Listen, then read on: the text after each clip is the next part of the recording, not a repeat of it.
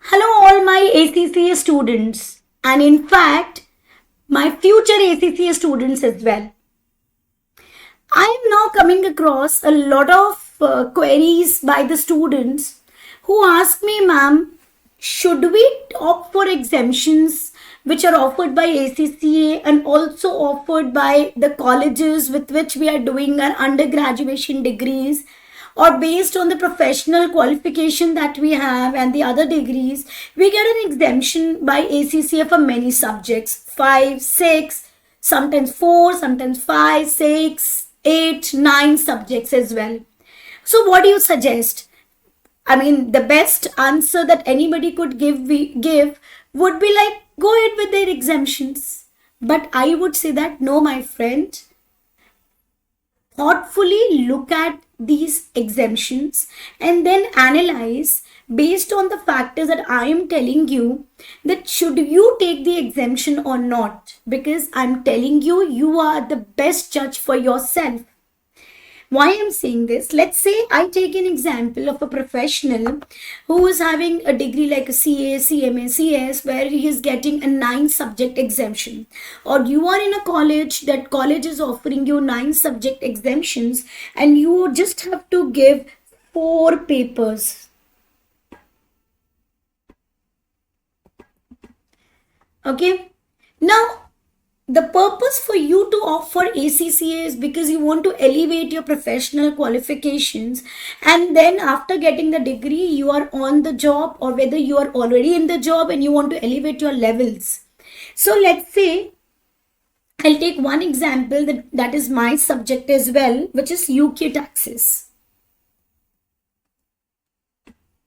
One of the optional paper which I always recommend students to take, not because I teach it, but because I find it to be highly relevant in today's environment. I am having a background of more than 14 years, 15 years of tax experience in consultancies.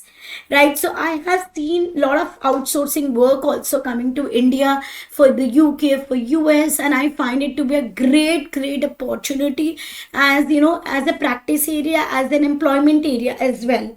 So I always recommend students, you please take ATX as a P-level subject, because it opens up a big horizon for you to go into venture into the UK taxes, going into the international market, looking into the overseas markets, overseas taxes, international taxes, mergers, acquisitions, their tax angles, looking into the double DTEE experts positions also.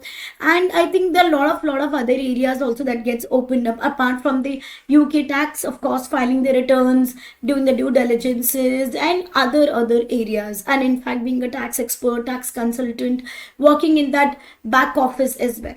Now, coming to this point of exemption, so let's say a student comes to me and he says, ma'am, I want to learn ATX from you. I say, okay, fine, and we start with it.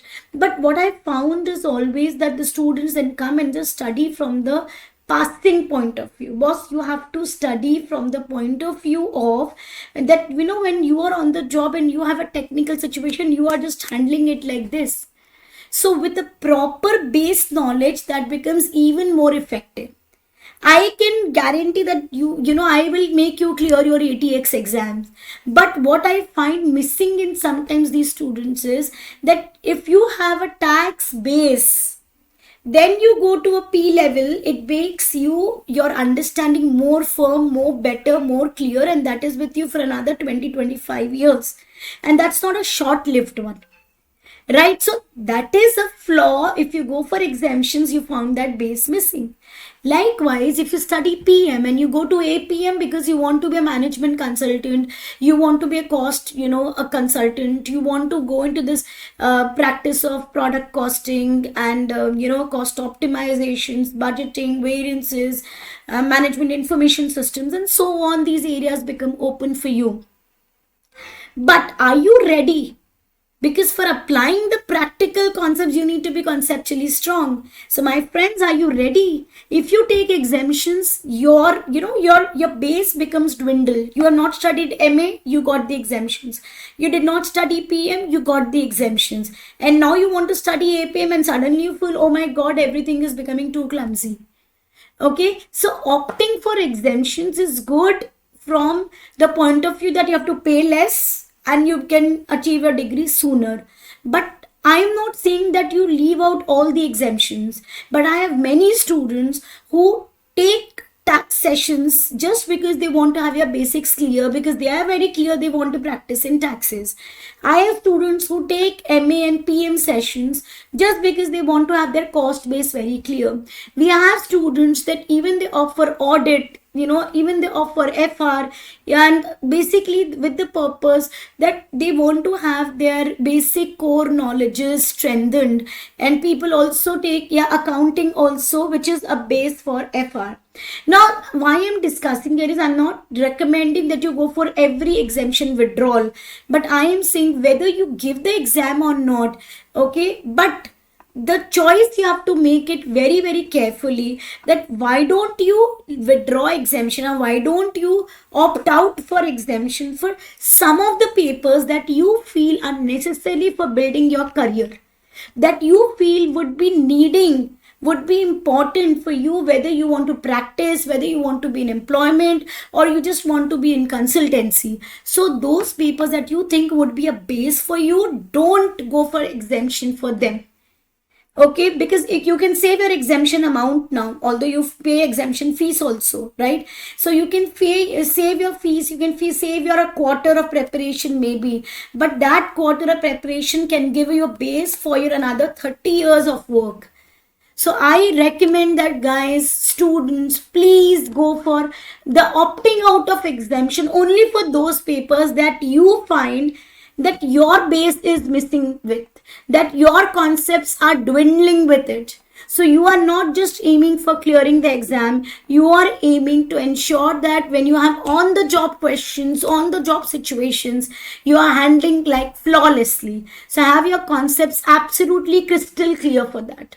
Offer classes, offer exams only for those typical, subjects for which you want to opt out of exemption. Let's say out of 9 you find there are 1 or 2 that I should not be getting the exemption for, opt out for exemption and appear for those 2 exams.